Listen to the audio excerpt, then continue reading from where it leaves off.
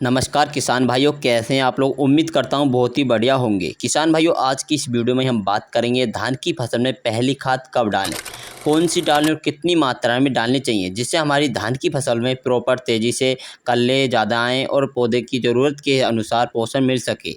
धान की फसल केवल उन्हीं खादों का प्रयोग करना चाहिए जो हमारी धान की फसल को शुरुआती अवस्था में चाहिए। यदि आप उसमें उल्टे सीधे खादों का प्रयोग करते हैं या किसी भी हैवी खाद का प्रयोग करते हैं जिससे पौधे पौधे ना लग सकें, तो आपकी जो धान की फसल होगी ग्रोथ करने की वजह से उसकी ग्रोथ रुक जाएगी, यानी कि अच्छी ग्रोथ की करने की वजह से उसकी ग्रोथ कम हो जाएगी, आप फसल अच्छे से ग्रोथ नहीं कर पाएगी। तो ऐसे ही खादों का प्रयोग करना चाहिए जिससे कि हमारी धान की फसल के लिए ज़रूरत के हिसाब से उन्हें पोषक तत्व को देना चाहिए जो हमारी धान की फसल के लिए ज़रूरत है।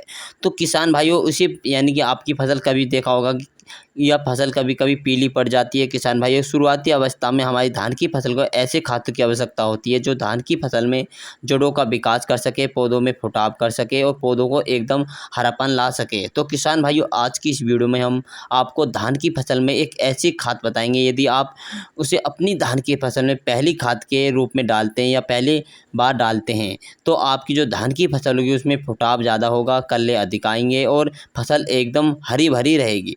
तो आइए जानते हैं, आगे चलकर बताएँगे हम इसके बारे में, खातों के बारे में, धान की फसल की बढ़िया और रिकॉर्ड उत्पादन मिलेगा। किसान भाइयों, तो इन खातों के बारे में आपको पूरी जानकारी दी जाएगी, कौन से खाद हैं, आपको कब लेकर आने हैं और कितने दिन बाद डालना चाहिए, पूरी जानकारी देने वाले हैं इस वीडियो के अंदर। किसान साथियों, यदि आप फसल में कितने दिन की अवस्था पर डालें, या सारी जानकारी इस वीडियो में देने वाला हूँ। चैनल पर पहली बार हैं, चैनल को ज़रूर सब्सक्राइब करें। किसान साथियों, कमेंट करके ज़रूर बताएं कि आप अब की बार कितने बीघा धान की खेती कर रहे हैं और करना चाहते हैं। कमेंट करके ज़रूर बताएं, अपने राज्य का नाम भी ज़रूर लिखें। किसान साथियों, क्योंकि हम आपके राज्य के हिसाब से ही बता सकें कि इस खाद को डालना चाहिए इस बार। और किसान साथियों, पूरी वीडियो को अंत तक जरूर देखें ताकि आपको सही जानकारी प्राप्त हो सके। किसान साथियों, जब हम अपनी धान की फसल में, यानी कि किसान साथियों, बात कर लेते हैं कि धान की फसल में लगभग रुपाई के कितने दिन बाद लगानी चाहिए, क्योंकि किसान साथियों ये जो खाद होता है पहला खाद पर निर्भर करता है। हाँ किसान साथियों, पहले खाद पर हमारी फसल निर्भर करती है। यदि पहली खाद सही समय पर लग जाता है, सही मात्रा में लग जाता हो, तो जो हमारी फसल आगे चलकर अच्छी ग्रोथ करेगी, अच्छी बढ़वार करेगी, क्योंकि पहले खाद पर ही निर्भर होता है। तो किसान साथियों, कितने दिन बाद लगाना है? हाँ तो किसान साथियों, आपको रुपाई के लगभग 8 से लेकर 10 दिन के अंदर ये खादों का प्रयोग करना है। किसान साथियों, 8 से 10 दिन के अंदर खादों का प्रयोग करना है। यदि किसान साथियों आप पहले प्रयोग करते हैं, लगभग 4 से 5 दिन के अंदर प्रयोग करते हैं, तो अच्छे से ही, क्योंकि इसमें जो हमारी जो जड़ें होती हैं, जो पौधे का जड़ होती है, वो अच्छे से विकसित नहीं हो पाती, यानी ये जड़ों का फुटाव नहीं हो पाता, मिट्टी नहीं पकड़ पाती।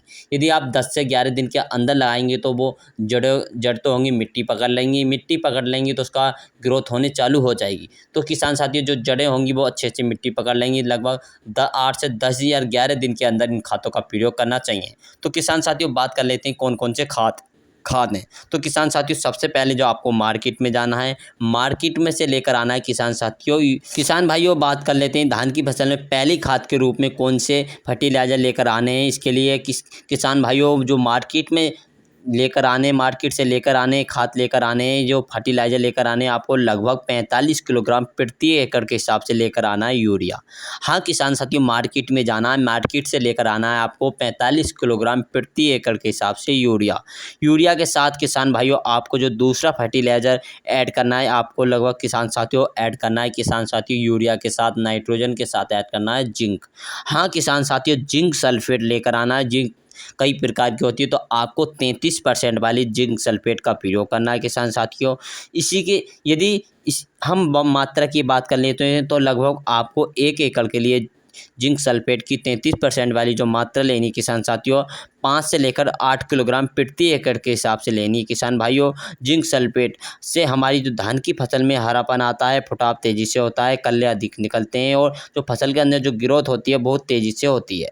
और आगे जाकर हमारी धान की फसल होगी, कभी कभी पीलापन आ जाता है, वो पीलापन नहीं आएगा किसान भाइयों। और तीसरे इसके अंदर आपको ऐड करना है किसान साथियों, बहुत ही ज़्यादा ऐड करना है, यानी आपको इसके तीसरा ऐड करना है किसान साथियों, कीटनाशक।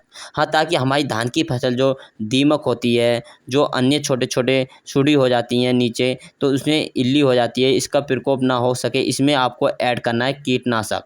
हाँ किसान साथियों, आप एक कीटनाशक याद ऐड कर सकते हैं। यहाँ में थाइमस 25% वाला, इसकी मात्रा की बात कर लेते हैं तो आप किसान साथियों थाइमस ऐड कर सकते हैं 25% वाला। इसकी मात्रा की बात करें तो लगभग आपको 250 से लेकर 300 ग्राम प्रति एकड़ के हिसाब से लेना है। किसान भाइयों, सारे प्रोडक्ट्स आपको मार्केट से लेकर आने हैं और मार्केट से लेकर आने के बाद इन्हें आपको अच्छे से मिक्सर कर लेना है।